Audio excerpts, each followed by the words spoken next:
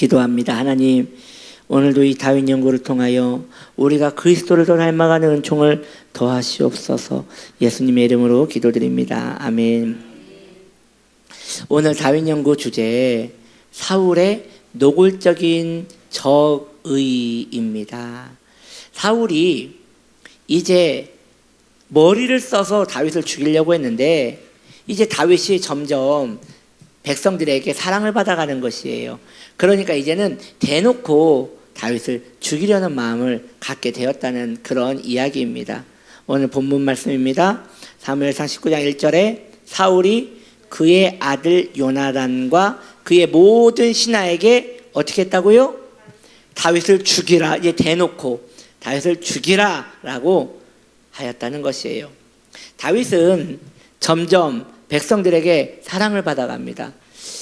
여러분, 우리가 이것을 알아야 돼요. 참으로 이렇게 제가 좀 말씀드리기가 좀 죄송해서 편하게 얘기를 할 수 없어서 이렇게 좀 제가 뜸을 들이는 건데요. 성도는 사랑스러운 거예요. 성도는 어딜 가나 사랑스러운 거예요. 물론 성도가 핍박을 받거든요. 왜냐? 예수님의 이름 때문에 핍박을 받는 거예요. 주님이 내 안에 계시면 사랑스러운 거예요. 친절해지고요, 아름다워지고요, 부드러워지기에 호감이 가고 사랑스러워져 가는 것이죠. 그런데 그런 분이 있단 말이에요. 자기 주위에 사람이 없어요. 그리고 계속 관계가 틀어져요. 핍박받는다고 얘기해요. 그건 핍박받는 게 아니라 성격이 못된 거예요. 여러분, 예수 믿는 사람들 가운데서도 성격이 못된 사람이 있을 수 있어요. 그런데 그것은 매우 잘못된 것이에요. 주님이 내 안에 계시면 이제 주님께 순종함으로 마음을 부드럽게 하는 것이죠. 특별히 한번 관계에 이렇게 응어리가 맺어졌을 때, 여러분, 그 응어리를 성도는 빨리 풀어야 합니다. 성경은 말합니다. 해가 지기 전에 풀라고요. 그런데 그것을 10년이 지나도 안 푸는 분이 있어요. 저는 직접 봤어요. 굉장히 유순하시고 부드러운 분이거든요. 그런데 그분이 굉장히 미워하시는 분 한 분 있단 말이에요. 그분 이름만 나오면요, 갑자기 낯빛이 싹 변해요. 그리고 눈빛이 매서워지고 다른 말로 말을 돌리고 이렇게 바로 표현을 하시는 거예요. 성도는 그러면 안 돼요. 불편할 수 있죠. 그런데 풀어야 돼요. 우리 옆에 분에게 인사합시다. 마음을 푸십시오. 풀어야 돼요. 풀어야 돼. 안 풀면 그때부터 성도가 이제 문제가 생기는 거예요. 그러니 사울은 푸는 것은 고사하고 노골적으로 죽이라 했으니 그는 이미 성도가 아닌 것이죠. 그 마음에는 이미 사탄이 붙들고 있는 것이에요. 성도의 마음도 마음을 풀지 않는 것은 사탄이 붙들고 있는 것이에요. 여러분, 다윗 이름 뜻이 뭔지 아세요? 사랑을 받는 자예요. 다윗의 이름 뜻이 사랑을 받는 자예요. 그리고 다윗의 아들 솔로몬이 있어요. 솔로몬의 별명이 여디디아잖아요. 여디디아 뜻이 뭐예요? 똑같아요. 사랑을 받은 자예요. 그래서 다윗과 여디디아는 그 이름 뜻이 같아요. 여튼 다윗은 사랑을 받는 자였습니다. 성도가 은혜를 받았다는 것은 하나님의 사랑을 입었다는 것이에요. 그래서 여러분, 우리 고백하잖아요. 나 오늘 은혜 받은 것 같아. 나 은혜 받은 것 같아. 말씀이 깨달아져. 오늘 예배가 다 내 말씀 같아 하면서 은혜 받았다고 말하잖아요. 그게 하나님의 사랑을 입은 거예요. 하나님의 사랑을 입었으면 다윗과 같은 은혜를 입은 것이죠. 성도가 하나님의 사랑을 받으면 마귀는 그때부터 노골적으로 공격을 합니다. 사울이 다윗이 사랑을 받을 때에 노골적으로 공격을 했듯이 성도도 하나님의 사랑을 입으면 그때부터 마귀는 대놓고 노골적으로 공격을 하는 거예요. 그의 은혜를 뺏어버리기 위하여, 그가 하나님을 떠나게 하기 위하여, 그의 마음을 상처내기 위하여 직접적인 공격을 하는데, 적극적인 공격 세 가지를 여러분들에게 말씀드리기를 원합니다. 여러분들이 그것을 알면 공격인 걸 알기 때문에 넘어가지 않는 것이죠. 혹 넘어가더라도 공격인 걸 알고 넘어가기 때문에 또 돌아올 수 있는 것이죠. 그래서 저는 이렇게 고백하는 분 봤어요. 그분은 성경도 잘 알고 이 원리도 잘 아시더라고요. 그래서 내가 지금 이거 마귀역 싼 거 알거든요. 근데 오늘만 화를 낼게요 하고 화를 내시더라고요. 오늘은 도저히 힘들어서 내가 이거 마귀역 싼 거 알거든요. 알면 안 해야지. 근데 아는데 잠깐 하고 다시 오겠다고 하면서 이렇게 하고 오시더라고요. 여러분은 그러지 마시기 바랍니다. 마귀역 싸는 게 감지가 되면 빨리 꼬리를 내리고 도망쳐야 하는 것이에요. 자, 첫 번째 마귀의 공격, 감정입니다. 마음을 엄청 상하게 만들어버려요. 그래서 은혜를 받지 못하게 합니다. 마음을 굉장하게 상하게 만들어가지고 은혜를 못 받게 하는 거예요. 그래서 마귀의 밥이 있어요. 그 마귀 밥 되는 성도가 있어요. 그게 뭐냐면 자존감이 낮은 사람이에요. 자존감이 낮은 사람은요 너무 작은 일에 상처를 받아요. 그래서 은혜를 너무 쉽게 쏟는 거예요.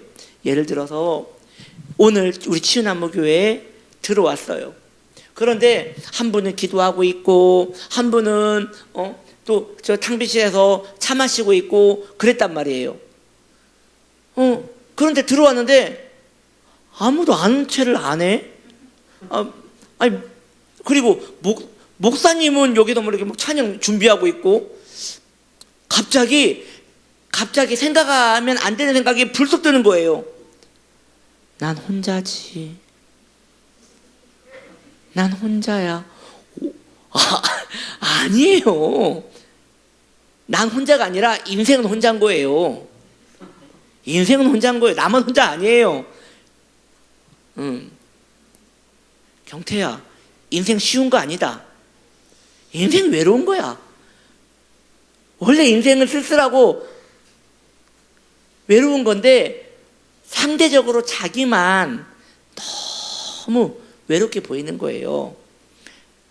자기만 너무 초라하게 보이는 거예요. 마귀가 그것을 정말 마귀같이 합니다. 마귀가 그걸 정말 귀신같이 알아요. 그래서 너만 외롭고 너만 쓸쓸하고 너만 바보 취급당하고 너만 그런 거야 라고 하면서 이렇게 긁으면요 그때부터 아무리 하나님의 은혜가 쏟아져도 마음을 딱 닫아버려요. 그러면서 이런 고백을 하는 거예요. 하나님께. 하나님 살아계시면 어떻게 저한테 그럴 수 있어요? 성도가 절대 하면 안 되는 소리예요. 하나님 어떻게 살아계시면서 저한테 그럴 수 있어요? 이것은 나쁜 성도예요. 나쁜 성도. 주님께서는 우리를 위하여 아들을 주셨죠. 아멘. 좀 아멘 좀 크게 하실래요? 주님께서 우리를 위하여 아들을 죽이셨죠. 아멘. 그럼 됐지.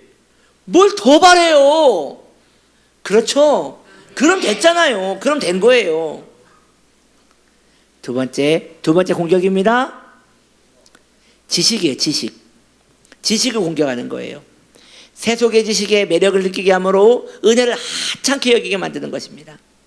그래서 세속적인 지식, 철학이나 아니면 문화나 음악이나 미술이나 그런 것들이 너무나 고차원적으로 보이는 거예요. 그리고 은혜는 너무나 하찮게 여겨지는 것이죠. 여러분, 우리에게 주시는 은혜는 우리가 받을 수 없는 것인데 받는 은혜입니다. 즉 용서받을 수 없는 죄인이 용서를 받은 것이거든요. 그 은혜가 없으면 우리는 생명 자체를 유지하기가 어려운 거기 때문에 할렐루야. 그렇기 때문에 우리는 은혜를 가장 귀한 보석으로 여겨야 하는 것입니다. 그런데 이 세상의 것이, 세상의 지식이 그게 가치 있어 보이면요 은혜가 너무나 하찮게 여겨지는 것이에요. 그렇게 마귀는 성도의 마음에 은혜를 끌어내리는 것입니다. 세 번째, 의지를 공격합니다. 경건한 장소와 멀어지게 함으로 죄를 선택하게 만드는 것이죠. 그래서 여러분, 우리 사랑하는 우리 인국지 목사님께서 그런 얘기 하시지 않았습니까? 이 자리에 나와 있는 것이 은혜라고요. 여러분, 진짜예요. 여러분들은 습관에 따라 이 예배 자리에 나오신 것 같지만 그렇지 않습니다. 하나님께서 우리에게 은혜를 주시지 않고 우리에게 그의 손을 거두신다면 우리는 교회에 나오고 싶어도 못 나와요. 그러기에 마귀는 우리 성도를 은혜 자리에서 멀어지게 만들려고 노력하는 것이에요. 성도가 교회에서 멀어지면 은혜에서 틀림없이 멀어집니다. 어느 분은 이렇게 말합니다. 일주일에 한 번을 나오더라도 신령과 진정으로 마음을 다하여 예배드리면 일주일 내내 매일 나오는 사람보다 훨씬 그게 귀하다고요. 예, 맞아요. 맞습니다. 일주일에 딱 한 번을 나오더라도 마음을 쏟아서 예배드리면 일주일에 성의 없이 예배드리는 사람보다 훨씬 나은 거예요. 문제는 일주일에 한 번씩 나와가지고 하나님께 예배하는 자가 주님께 몰입하는 힘이 훨씬 적다는 게 문제죠. 왜냐? 세상에 그 충만한 죄악 세상에 유혹과 정욕들이 그의 마음을 계속 흔들었는데 교회 나오면 은혜 받게 만드냐고요. 그러기에 여러분, 주님의 전에 머무시는 걸 즐거워하십시오. 주님의 전에 나와 주를 경외하는 것을 기쁨으로 여기십시오. 그것이 은혜를 유지할 수 있는 힘이 되는 것입니다. 여러분, 사도들은요 구원받을 만한 이름이 예수밖에 없다고 사도행전 4장 12절에 이렇게 이야기하고 있습니다. 그럴 때 그 유대 지도자들, 종교 지도자들은 예수의 이름을 말하지 말라고 합니다. 이거 매우 중요한 거예요. 전 지금 은혜에 대해서 얘기하고 있잖아요. 은혜가 마귀가 은혜를 막으려고 하는 거잖아요. 그래서 감정, 지식, 의지를 이용해서 성도가 은혜 받지 못하도록 방해를 하는데, 그러면 은혜가 도대체 뭐냐는 거지. 은혜라는 것은 예수가 은혜인 거예요. 예, 그래서 예수를 믿어야 구원을 받는다고 말했단 말이에요. 여러분, 구원과 은혜는 같은 거고 예수와 은혜와 구원은 같은 것이에요. 그럴 때 종교 지도자들은 뭐라고 했다고요? 예수의 이름을 말하지도 말라. 하나님과 인간의 중심에는 그리스도가 계시는 것입니다. 그 외에 어떤 것도 하나님과 인간 사이를 연결해 줄 뿐이 없어요. 그러므로 은혜를 받으면 예수님이 그 중심에 머물게 되는 것이에요. 찬송가에 이런 가사 있잖아요. 그 피가 마음속에 큰 증거됩니다. 은혜 받는 사람의 아주 독특한 특징이에요. 그 피를 그렇게 사랑해요. 예수의 피를 그렇게 사랑해요. 여러분들은 보혈을 사랑하십니까? 성도는요, 주님의 은혜를 받은 자는 보혈에 대하여 너무나 기뻐하는 거예요. 보혈에 대하여 흥분하고 보혈에 대한 그 감미로운 마음을 느끼는 것이지요. 저는 그런 이야기를 하신 교수님을 봤어요. 교회 학교에서 예수의 피, 그걸 좀 그만 이야기했으면 좋겠다는 거예요. 왜냐, 지금 막 자라나는 아이들한테 너무 선정적이라는 거죠. 너무 선정적이어서 예수의 피를 이야기하지 않았으면 좋겠다고 그렇게 건의하는 걸 봤어요. 그분은 지금 은혜를 모르시는 거예요. 죄인이 주님을 만날 때 유일한 방법은 뭐예요? 예수의 피예요. 주의 보혈이에요. 그래서 피 하면 잔인하고 두렵고 무서운 것이지만 그 무섭고 처절하게 죽으신 그 예수의 피가 우리를 살렸기 때문에 우리에게 소망이 있는 것입니다. 그러므로 예수님을 중심에 두었다면 성도는 증상이 일어나요. 증상이. 그 두 가지 증상이 일어나는데 그게 뭐예요? 회심과 자비하심을 요청하는 거예요. 회심과 자비하심을 요청하는 것이 은혜 받은 자의 작용이에요. 그러니까 여러분들이 지금 은혜를 받았는지 안 받았는지 난 잘 모르겠어요. 여러분, 은혜를 받으면 두 가지 작용이 일어난다니까요. 술을 먹으면 알딸딸 하듯이 은혜를 받으면 작용이 일어난다고요. 알딸딸한 작용이 일어난다고요. 그게 뭐예요? 예, 회심을 내가 구하게 되고요, 자비하심을 요청하게 된다는 것이죠. 이 두 가지 바로 성도가 마귀를 막는 적극적인 방어입니다. 첫 번째 회심입니다. 자신이 그리스도를 반역했음을 인정하며 슬퍼하는 것입니다. 그래서 저는 회개할 게 없는데 뭘 회개하면 될까요? 회심 안 한 거예요. 회심을 하면요, 자기 존재 자체가 주님 앞에 더러워요. 그래서 자기 존재 자체가 주님 앞에 너무 초라하기 때문에 회심을 할 수밖에 없는 것이죠. 두 번째, 자비를 요청하는 겁니다. 은혜가 올 때까지 모든 것을 멈추고 엎드리는 거예요. 그래서 은혜 받은 성도가 자주 고백하는 증상이 있어요. 이런 거죠. 하나의 객기 같은 건데요. 오늘 은혜 받지 않으면 저 집에 안 갈래요. 갈 거면서. 주님, 오늘 저 은혜 안 주시면 저는 오늘 여기에서 뼈를 묻겠습니다. 그리고 또 안 주시면 가. 뼈를 묻어야지. 여러분, 주님, 이게 왜 그렇게 고백하고 집을 가는 거냐면 주님이 감동 주셔서 고백하는 거라서 그래요. 은혜를 받으면 주님 은혜 주시지 않으면 저는 아무것도 아닙니다. 주님이 은혜를 주시지 않으면 저는 절박합니다 라는 마음이 있는 것이죠. 그래서 여러분, 좀 독특한 건데, 내가 지금 당장 돈이 없으면 내일 집과 기업이 다 넘어가게 생겼어요. 처음에는 하나님, 저에게 물질을 주시옵소서, 은행 융자가 열리게 하여 주옵소서 막 그렇게 부르짖거든요. 점점 기도가 깊어지면 그는 나중에 뭐라고 고백하냐면, 주님, 은혜를 주시옵소서. 내게 은혜가 없으면 돈도 필요 없고 제 삶에 어떤 것도 필요가 없습니다. 은혜를 주시옵소서 해서 그때 은혜가 임하면요, 그 사업은 망해도 돼요. 그 사람은 거지가 돼도 돼요. 살 수 있어요. 이게 은혜의 신비인 것입니다. 그러므로 지금 제가 얘기하고자 하는 게 뭐냐, 사랑을 받는 자는, 하나님의 사랑을 받는 자는 뭐가 생긴다? 우선순위가 명확하게 생긴다는 것입니다. 아멘.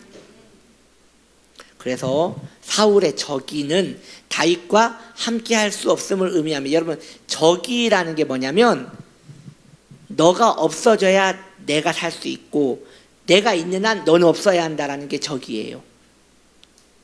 마귀는 성도와 함께 할 수 없습니다. 왜요? 원수니까요. 마귀와 우리는 원수 관계입니다. 세상은 마귀의 소유입니다. 성도는 세상과 원수되었습니다. 이게 애매한 거예요. 이 세상은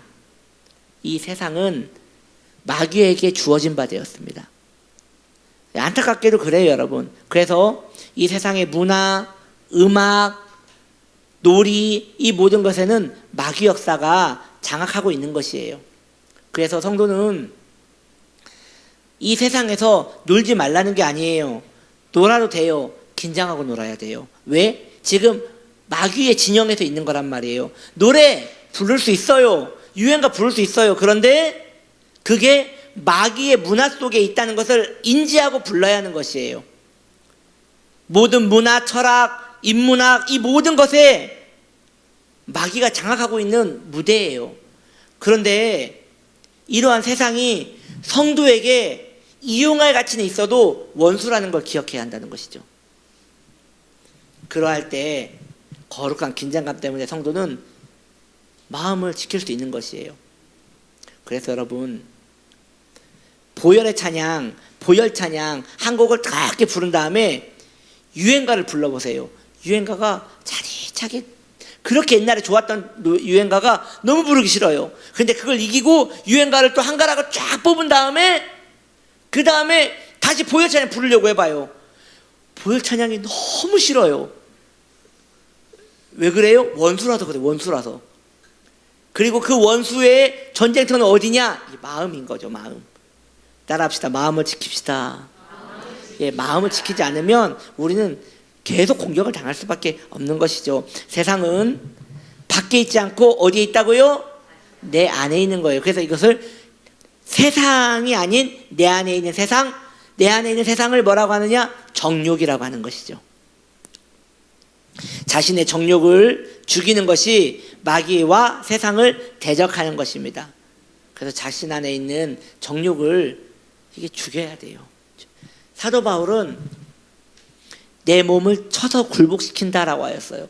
저는 그 말씀에 은혜를 받고요. 예전에 뭔가 생각하지 말아야 할 정욕적인 생각이 들 때마다 다리를 때렸어요. 왜냐, 사도 바울께서 말하기를 몸을 쳐서 굴복시키라고 했기 때문에 그런 생각이 들 때마다 때렸어요. 근데 문제는 너무 많이 든다는 거지, 그 생각이. 그래서 너무 많이 때렸어요. 어느 날 여기 벌써 시퍼런 거예요. 근데 그걸 보고 누가 되게 이상하게 보더라고요. 뭐 변태냐고. 그래서 제가 그때 깨달은 게 아무리 몸을 때려도 정욕은 사라지지 않아요. 은혜에 계속 머물 때에 정욕은 사라지는 거지, 내 마음에 악한 생각 들 때마다 이제 한 청년이 음란한 생각이 들 때마다 머리를 밀기로 하나님께 서원을 했대요. 그런데 문제는 그 청년이 늘 머리가 늘 밀려 있더라는 거예요.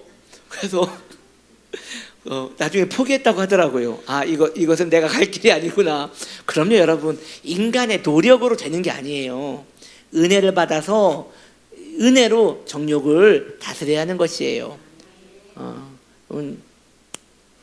자신의 고백합시다. 은혜 받겠습니다. 한 번 더 고백합시다. 예수님이 은혜입니다. 성도는 자신 안에 있는 정욕에 그러므로 저기를 가져야 하는 것이에요. 이렇게 자신 안에 있는 그 정욕의 저기를 가짐으로 이 세상에서, 이 죄악 세상에서 깨어 승리하는 종이 하나님의 사람들 되시기를 예수님의 이름으로 축복합니다.